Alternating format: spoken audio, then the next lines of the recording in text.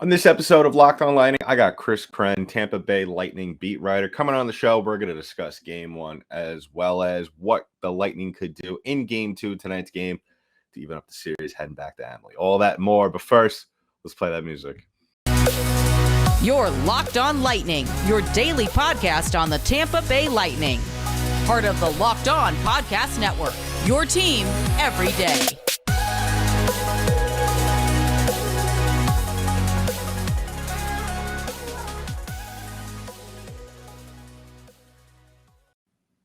And welcome to another episode of Locked On Lightning, part of the Locked On Podcast Network. I'm your host, Adam Danker. I just want to thank all of you for making us your first listen of the day.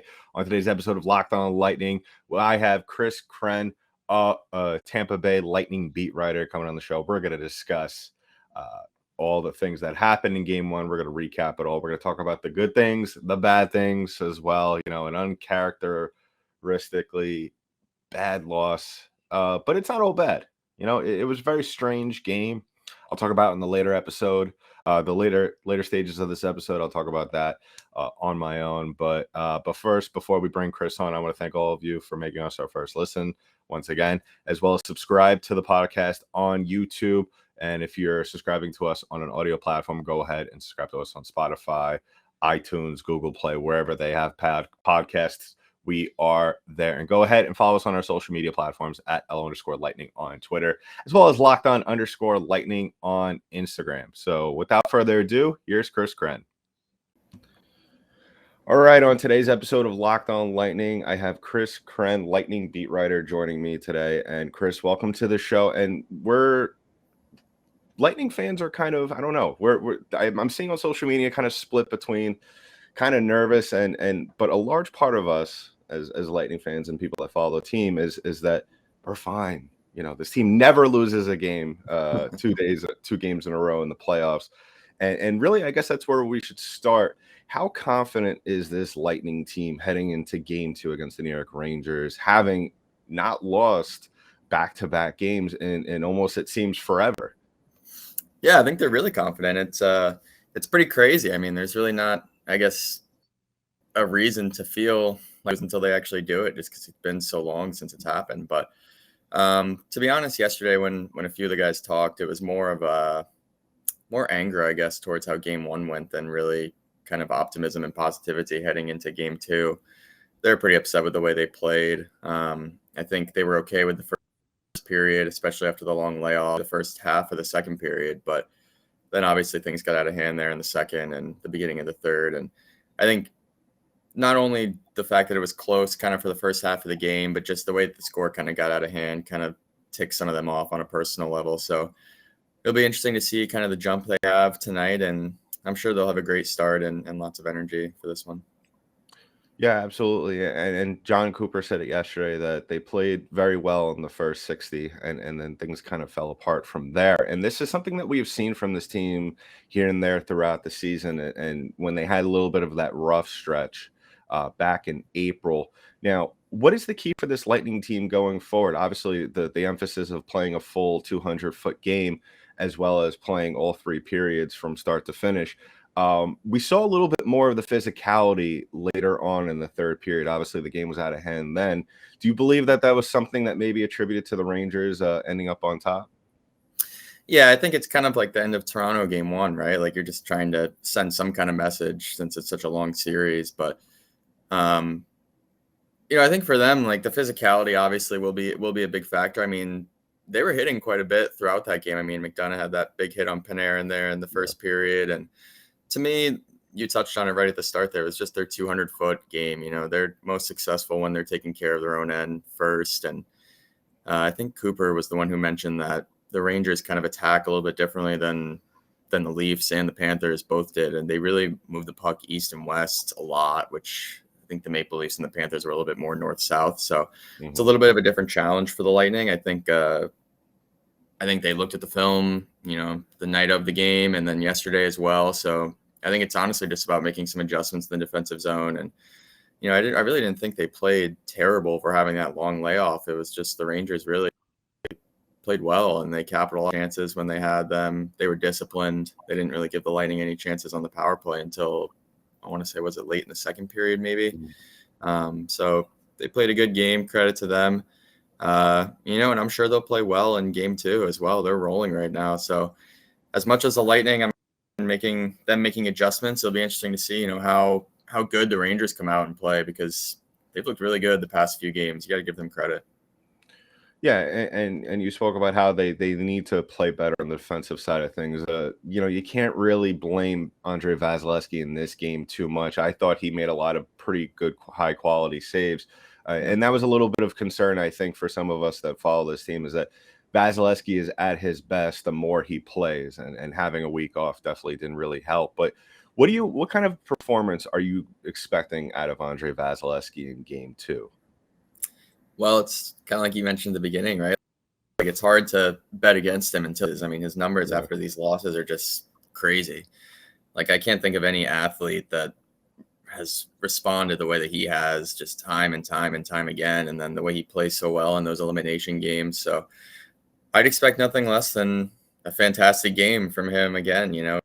It's he's just done it over. He's so good. And, I mentioned the personal thing, and Cooper mentioned that yesterday, that the guys all take it personal when they lose a playoff game. And I think he said no one takes it more personal than Vasi does. So I'd expect another big game from him. He was out there early, getting a lot of work in yesterday before practice started. And he has two bad games in a row, I guess. And like you said, he really didn't have a bad game, but until he has 2 games in a row where he really lets in 3 or more goals or 4 more goals, then, you can't really pick against him. I'd expect another big bounce back game from him.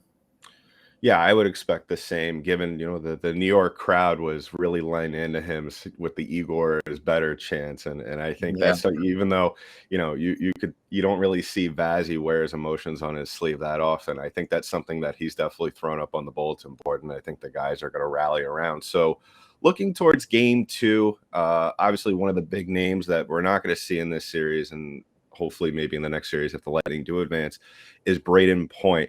Is there any type of adjustment that the Lightning make, given that Point is out for this series? Do they play a certain type of different way given the fits that the Rangers gave them in game 2, or is it just let's go out there, play our game, and have the Rangers adjust to us? Yeah, I think it's the latter. I think they focus, as much as they're going to watch the video and try to adjust to some of the things the Rangers did, they're really more focused on playing their game better than they did and being more crisp. And I think a lot of the little details are what's so big in the playoffs, and, just eliminating those little tiny mistakes and having strong attention to detail. So, and, that's bound to be rusty after that long layoff. And it's not, the Lightning don't want to use that as an excuse, but I think Cooper said it yesterday, like, you can't replicate an Eastern Conference final game action in practice, rather, as hard as you try, especially, you don't want any hurt. If you're a player, you don't really want to shoot the puck high. You don't want to risk, anything hitting Vasilevsky or hurting him. So, I think they're more focused on themselves. But I mean, to touch on Braden Point, like I thought about it last night. It's pretty crazy that they're here now, and they got through Florida so easily that people kind of forgot that he's such a huge part of the team, and they're missing him, that's for sure. I mean, if they had him, he'd be a huge help. It's good to see him skating again, but I think really the addition of Nick Paul was huge for them in that regard, because you have Cirelli, who's that lockdown center. Point did such a good job of that in the Toronto series against that Matthews and Marner line. So but Nick Paul stepped up and played a lot of minutes. He's played more than 20 minutes a night on a lot of these playoff games. So I think they just need to tighten things up a little bit in their own end and get pucks out when they can. They had a lot of opportunities to clear the puck, and they couldn't. And Fox had a couple nice keep-ins of the blue. And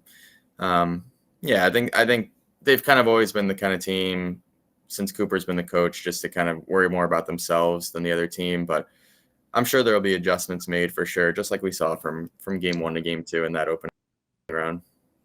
Yeah, I think really, if there's any series we could look at in recent years where the Lightning have made a handful of mistakes and have actively learned from it, I think it was definitely the Toronto series where, and I said this on my show last week, that I think that games 1 and 2 are going to be sort of similar to what we saw in the early stages of that Toronto series. Is there any is there any worry, do you think, around this team, or anybody, in the thought process of let's not try and get it to that point again, because that was pretty much for the most part a chaotic series. What is the game plan, obviously, for them in terms of how they handle this? Because let's face it, New York is probably going to go in and probably try and overwhelm Tampa with their physical style of play, try to really pinch them in on their own zone. Who are some of maybe these Ranger players that you think that the Lightning are going to hone in on early on in this one? That's a great question. Yeah, there's a lot of players. I mean, everyone talked about that kid line kind of going into the series and how good they've been, and they were really good in game one, and I didn't necessarily expect them to be as good as they were. But there's Kreider, there's Zibanejad, Panarin, all those guys, and Panarin had struggled a little bit in the postseason, and on the score sheet obviously last game, which kind of stinks if you're a Lightning fan or anyone on the team, really, just because he scored. I want to say he had the last goal for them. I think the sixth goal, and would have been nice to kind of just keep him off the score sheet for another game, just because he has kind of been struggling a little bit. But they have some really good players, man. And I think, like I said, that kid line, they just gave them too much time and space. And I thought they did a pretty good job against the top line and kind of eliminating that. I thought they could have been a little bit tighter on Panarin at times, but they have a lot of weapons. They're just going to have to play a little bit harder and a little bit give guys less time and space. Like that was the first of their second Hedl goal, but just Kakko was behind their net for what felt like an eternity, and no one was on him, and then he's slips it right behind, I think, 3 or 4 guys, and Hedl's there all alone. So I think, I'm not sure if it's going to be one guy in particular, but they needed is just play a little bit tighter. It didn't really feel like the same defensive effort kind of that they had in the second half of that Toronto series and really throughout the whole Florida series. It was just you're right. It kind of was like the first half of that Toronto series when it wasn't like it was a run and gun game, but it definitely didn't feel quite as structured, and it didn't feel like the attention to detail was necessarily there in their own end. So I'd hope they'd clean that up a little bit, just be a little tighter in their own zone. And it's not often you see them give up 6 goals in a playoff game. And, you're right. It does kind of feel like that first half of that Toronto series when they were giving up a lot of goals, and it's once all that up and started playing really good defense that things really started going well for them. Yeah, absolutely. And I think that maybe what they should try and do is flip the script, obviously keeping things tight, kind of limiting the chances that the Rangers have. And I think I've been emphasizing this all year with this team is that, they oftentimes get into the habit of turning games into track races, which is fine. A couple of years ago, it worked. It won them a cup. But, the league has changed. Teams are adapting. And what they've kind of gotten away from at certain times was just playing puck possession, cycling the puck around, keeping the puck in their own zone. And I think if they get themselves into a groove early on, they slow the game down, I think that will not allow this young Ranger team, who we saw thrived on momentum early on. I think that's something that is really going to make the deciding factor for this team. So predictions for game 2. We all love our predictions. Where do you see this game going? Is it going to be a high scoring game like game 1 in certain? Are we going to see maybe game 1 stats from the Edmonton Oilers Avalanche series, or are we thinking of maybe, because I think after game 1, personally, maybe this is me being a little biased, I think Vasilevsky's going to go out there. I think he's going to buckle down. We're going to see a couple of shaky moments early on, but I think that Vasilevsky's going to buckle down, maybe give up a cheap one here and there. But I think really it's going to come down to Igor and Vazzy in this one. Yeah, you're right. I mean, you made some great points. They really should work on that and possessing the puck in their own zone. You're right. They really didn't have extended zone time in that game too much, and they had some good scoring chances, but it was kind of like, good scoring chance, and then they're right back down the other way and back and forth, probably a little bit more than they would have liked. You're absolutely right about that. But yeah, I would think the same with Vasi. He's like I said, he takes those losses really personal, and until he falls after a loss and doesn't have a good performance, and he's hard to bet against. But in terms of this game, I would have to think lower scoring, right? Like I can't imagine too many more games like that. But at the same time, that's what everyone's kind of said. Even going into game 1, it was like everyone was predicting 2-1 or 3-2. And I think the most important thing for the Lightning is I think they can beat Shesterkin. Like they scored twice on him. They had a lot of really good chances against him. A few that they didn't capitalize on. Kuch had a ton of chances in that game. He Yeah. had 3 or 4 really, really good chances, and they keep, especially that first half of the game, they gave him really good opportunities, and it was kind of on the Rangers' mistakes. A few of them were. So if they give him those chances again, like, you're just playing with fire. He's not going to miss too many more times, I wouldn't think. So I'd look for those guys to kind of get going, some of the top guys to get going again. It was nice to see Stamkos score. That was a shot by him, but I would expect, honestly, some more offensive output from the Lightning and just a tighter game all around. I think they'll win the game. I think they know how important it is to win this game. And I also think the Rangers, they've won 2 straight series that they were down and had their backs against the wall, but I don't think they've had a 1-0 lead in either of their series so far. So, Yeah. it's tough, I think, winning that first game and going into game 2 with the lead. And they're not necessarily the most experienced group in terms of postseason. So I don't know if they'll have their foot on the gas maybe as much as they did in game 1. As someone who's rooting for the Lightning, I hope they don't. But if I had to predict, God, I would say let's go 4-2 Lightning. What do you got? I was thinking more so 3-2, maybe 2-1, possibly a cheap empty netter at the end. I think, especially with the amount of shots Kucherov had took in game 1, I think they're going to encourage him to go out there and shoot just as many.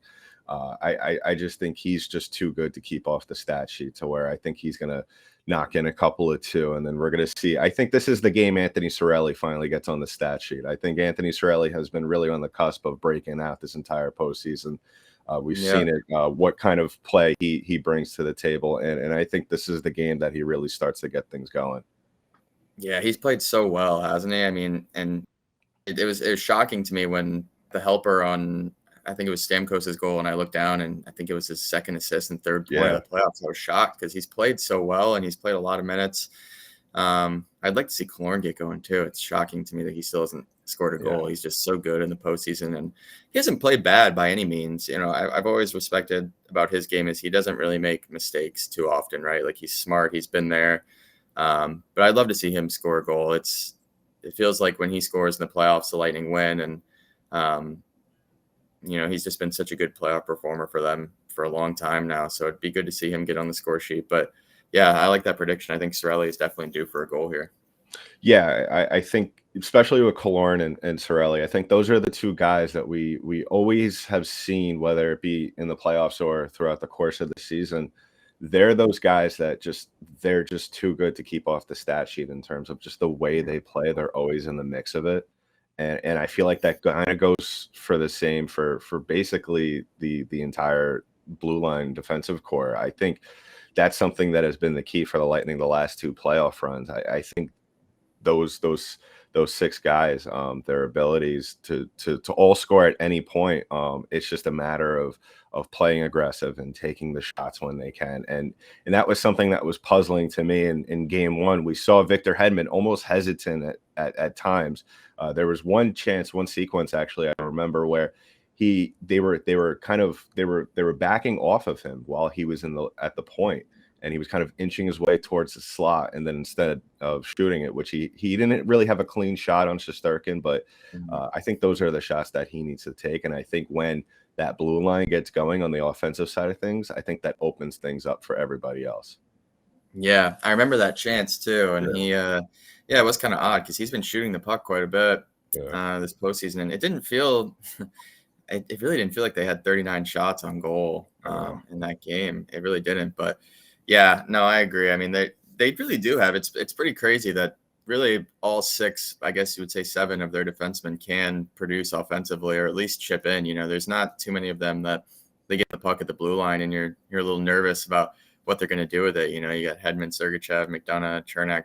All those guys are pretty good with the puck up there, and they all have good shots. And yeah, I'd like to see them get involved a little bit more too. There really wasn't much offensive involvement from any of those guys in game 1, really. But yeah, I'll be interested to see how Hedman plays. He's another guy that I think will probably step up and and have a big game. It's really impressive to me the way that, especially as someone, and I'm sure you are too, that's watched this team for so long and seen guys like Hedman and Stamkos grow from when they first came in to what they are now. And they're just such good leaders now. And him and both, they set the tone and they're vocal in the room. And, they walk it and they talk it, right? Like they've just both grown so much and they're really good leaders. So I would expect both of those guys to come out, play really strong, and hopefully can get a goal. I think he has the second most points on on the Lightning this postseason. So he's had a great year. He's having a good playoff, and to me, like there's so many good defensemen left in the playoffs between like Makar, Fox, and Hedman, but all around game, like you'd be hard pressed to take anyone over him, really. I mean, Makar, I think you take Heddy over Fox, but yeah, I mean, he's a big part of their success, that's for sure. So hopefully he can step it up tonight. Yeah, absolutely. And I think that really goes back to what we spoke about, just, setting, controlling the puck in the zone, just extending the sequence instead of just kind of rip fire and get back on defense kind of play. Well, Chris, it's one thing to talk about it and then one thing to actually see them execute, which, with this core of veteran guys, you're definitely going to see them go out there and do it, especially after a loss. So we'll check back in with you later on in the playoffs, and everybody go ahead and please follow Chris on Twitter at Chris_Krenn. He's one of the top guys in the biz in terms of bringing you Lightning news. So Chris, thanks for coming on the show. And like I said, we'll check in with you later on in the playoffs. Great. Sounds good. Thanks for having me. And I want to thank Chris once again for coming on the episode today. Really insightful stuff there. Go ahead and follow Chris on Twitter at Chris_Krenn. Follow his work on lightning.com. Fantastic work. And we look forward to having Chris on in the future. And before we talk about some of the things, more of the things that are happening into tonight's game 2, I want to talk about our first sponsor of the day, and that is BetOnline.net. BetOnline.net is your number one source for all your sports betting, stats, and info this NHL postseason, this year's basketball championship. The NBA Finals have started. Unfortunately, the Celtics are up 1-0 in that. But you could bet on that. You could bet on the Eastern Conference and the Western Conference Finals. You could bet the over on a bajillion goals in the Western Conference Finals, because that's probably what we're going to get when you have McKinnon and McDavid. So go ahead and do that as well. And BetOnline is your number one continued source for all your sports wagering information, including live betting, esports, and more. So go to betonline.net today or use your mobile device to learn more about the trends in action. BetOnline, where the game starts. So continuing the conversation about game 2, and really it goes back. If you want to know what the Lightning need to do better, you got to look at the stats of game 1. Really what it came down to was puck possession. I mean, we've spoken about this all season long with this team, how they fall in love with the fast pace, the fast play, going into the zone, striking really quickly, which I said in my conversation with Chris, really, that worked 3 years ago. We saw it, NHL record in points career record, for Nikita Kucherov, over 120 points that year, winning the Hart Trophy, as well as this team winning the Presidents. And the league since then has caught up to the Lightning. And really you got to kind of mix it up here and there. And really what the Lightning need to do, especially against that kid line for the New York Rangers, is really they have to slow things down. That's really what it comes down to, is that don't let the young kids on that Ranger team get comfortable early on. Make them uncomfortable. Make them think out there. Make them try to make the tough plays. And we've seen the Lightning do this against some other teams, especially some of the younger teams in the NHL, how when they play that game, when they play that style of game, they're not only frustrating the other team, they're only stumping the team, because they did a fantastic job against Florida in the previous round. Look what happened. Yes, there were some other extenuating circumstances with that. Florida just burnt out from the season, but you get the point. You get the point that this team does such a fantastic job when they get into the zone, they set up, they get their D core involved.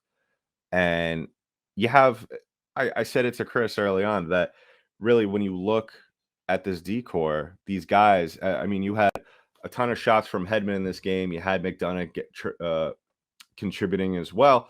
But when you look at it, really, that was it. It was Hedman. You had with 3 shots. You had McDonough with 1 shot. He's going to get involved a little bit more. I think really what it came down to in this game was that everybody from top to bottom was kind of feeling things out. You had Zach Bogosian 2 shots on goal, which is good to see him start to get involved. But guys like Jan Ruda, guys like Cal Foote, Chernak, and especially Mikhail Sergachev need to get more involved. And they shouldn't be afraid to shoot the puck. We kind of saw that at a certain sequence with Victor Hedman at one point in the game where he had the puck, he had the space, and you saw it even in his body language that he was thinking about it, and then he decided to pass it off. And that's what we can't have, especially in situations like that.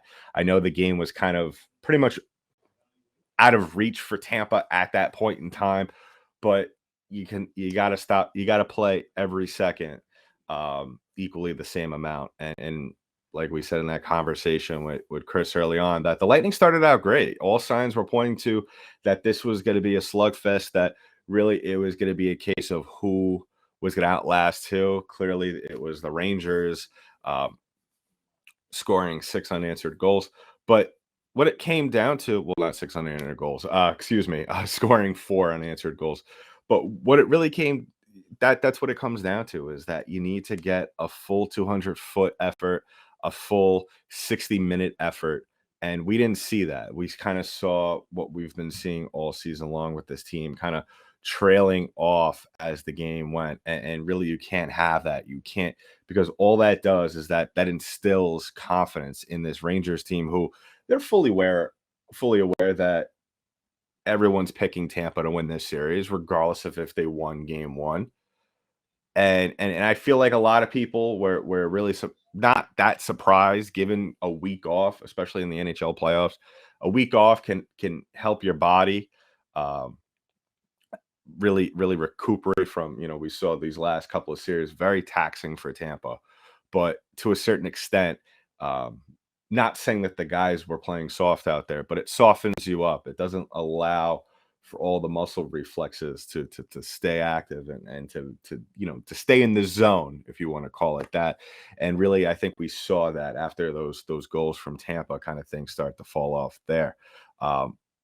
Really, what they need to do in tonight's game, you got to see involvement from every guy on the ice. Every guy on the ice needs to go out there. There can't be any such thing as a wasted shift out there, because we all know that when a team like the New York Rangers, who's young, who's hungry, who's looking to prove that they belong in this, that are playing with a chip on their shoulders, you can't take a shift off, or you're kind of going to see the same result we saw from the other night. So definitely look out for that, because we're definitely going to see a better Vasilevsky tonight. A lot of those goals that you saw from the other night weren't on him, especially the first couple of few early on. I thought really the decor really kind of hung him out to dry to a certain extent. So look for him to kind of to fine tune things. If the decor and the guys in front of him could do their job, I think we're going to see a very low scoring game, because it would, as much as I would like to see Vasilevsky go out there and pitch a shutout against the Rangers, I don't think it's happening right now at this point in time. I still think he's still trying to get back to where he was against Florida.